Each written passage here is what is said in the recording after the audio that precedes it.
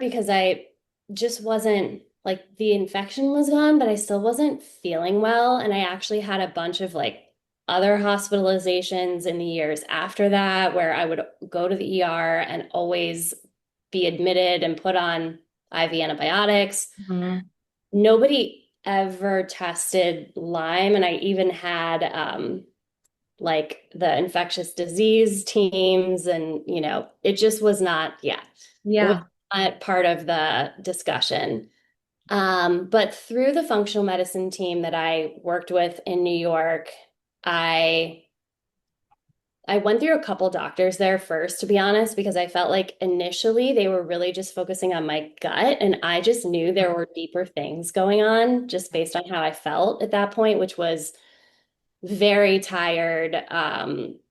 Like honestly, that was probably, kind of chronic pain, like fatigue, I just did not feel right. And Mhm. I finally found a doctor that said, well, we have to figure out why your immune system isn't working. And I was like, exactly. Yeah. Thank you.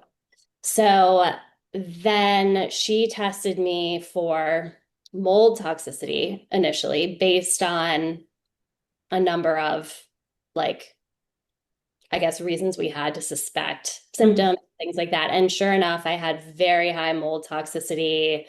Turns out I have the genes that don't really detox mold very well. So it's kind of one of these things now that I always have to be aware of. And she also recommended that I do Lyme and co-infection testing. And to be totally honest, it took me a few years to actually pull the trigger and do the testing because I kind of just, again, I like knew there was going to be stuff.